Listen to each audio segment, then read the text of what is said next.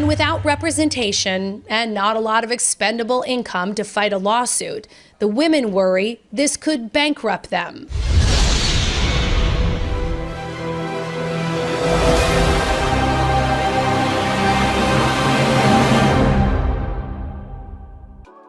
Welcome to Manosphere Highlights Daily. We're living in some interesting times. We no longer have to rely solely on mainstream media to bring certain topics to light, nor do we have to depend on banks or organizations to fund particular causes.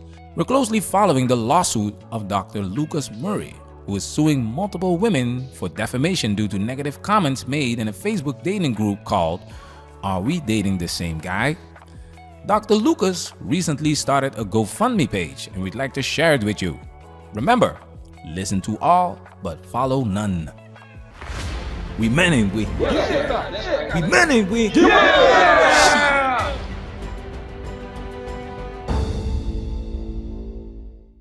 Now, let's have a look at this GoFundMe page. Support the cause against Are We Dating the Same Guy? Harassment. I personally think that's a good cause. Now, as you can see here, he's trying to raise $60,000. This is a major reason why men get the short end of the stick, because these lawsuits cost a fortune.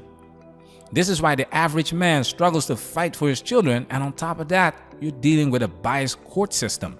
You have to protect yourself, guys.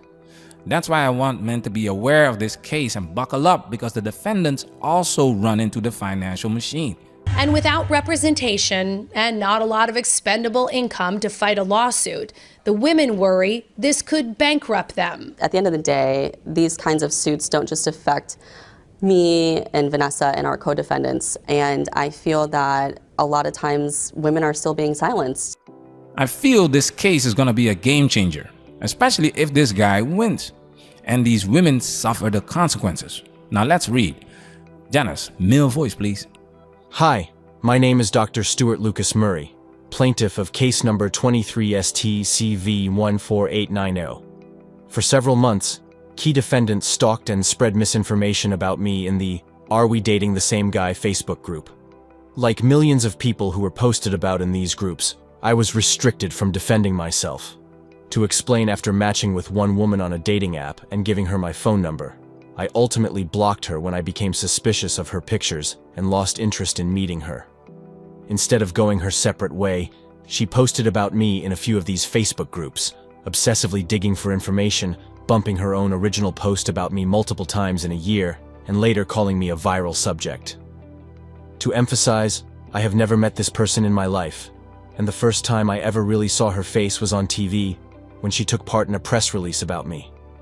At least 238 Facebook accounts participated in harming me for over a year.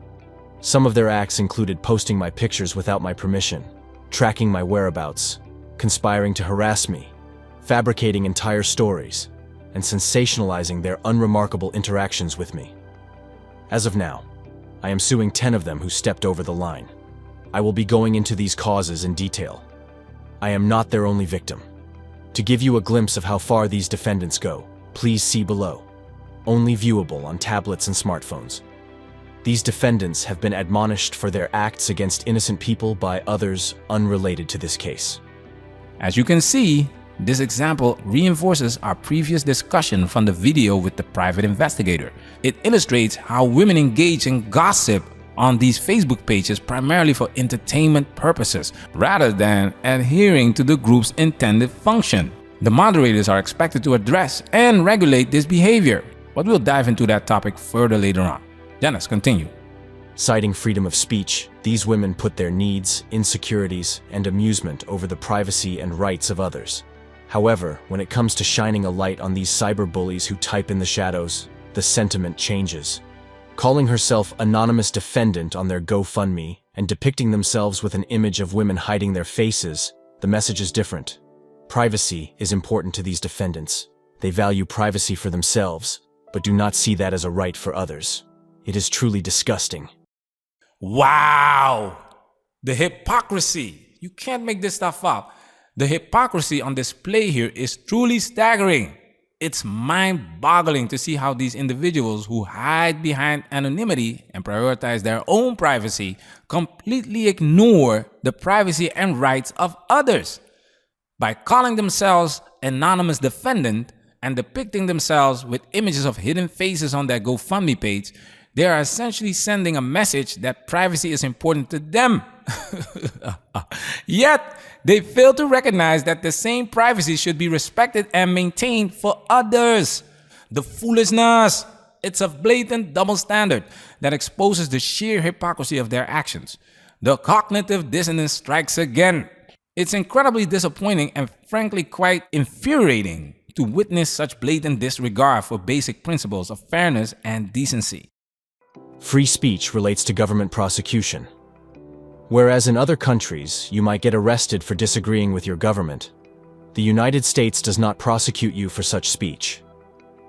Free speech does not relate to civil acts that harm other people like defamation and invasion of privacy.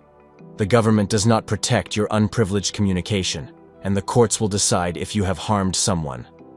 This is a case of prosecuting people who invade privacy, skew facts about others, harass others, gang stalk and cyberbully. They thought they could get away with it. This is a case that must go to trial and prevail so that we all can enjoy genuine free speech without fear of being violated. I support a safe space for women to protect themselves against being stalked, harassed, or harmed, and not the other way around. These women exploited the concept of a safe space to gossip, defame, and cyberbully anyone at whim. The acts of these defendants are hate-filled and unrelenting. As many of you know, the moderator Paula Sanchez allegedly banned some or all of them from these Facebook groups. They have since gone on national TV and created a GoFundMe page to ramble about me. Let me reiterate, I have never met most of them in my life. I have barely talked to, if ever, any of them. I only recall meeting one of them and her for less than 15 minutes before I left. Any minimal interaction with them was abruptly cut off by my swift rejection. When I saw them on TV to hold a press conference about me, it was the first time I was seeing most of their faces.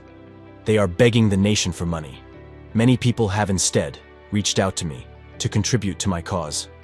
I am just one individual juggling the endless antics of several defendants who have so far fluted me with a barrage of media inquiries and false statements. I hope to pave the way for millions of victims, most unaware they are subjects of trashy posts by a trashy woman. If you support my cause, please go ahead and donate, anonymously if needed. The funds will go into the vast amount of legal fees, damage expert, deposition expenses, research, and time to deal with an overwhelming amount of work against multiple defendants. We have a lot of work ahead of us. But I believe that ultimately there should be a class action on Paula Sanchez for the harm she has caused millions of people in misguiding her own members. Paula Sanchez, the founder of these Facebook groups, plays a central role in their operation. As we discussed in our previous video with the private investigator, these groups promote toxicity and often do more harm than good. The authenticity of information shared is poorly measured, and there's a conspicuous lack of privacy and confidentiality. What is even more disturbing is that users can freely post about men without their consent. Clearly, defamation is a legitimate ground for a lawsuit in such an environment. If men would do the same thing, this group would be shut down in 24 hours by Facebook themselves. Once again, listen to all, follow none. I'm not telling you to donate. I'm telling you to do your own research. Thank you for your time. Please check back. I have seen more media appearances by two of the defendants and will address details. I am also open to answering questions. More on this and other updates soon. Patreon supporters, salute! Man, that's where we working. Protect yourself at all times. This video has officially been highlighted.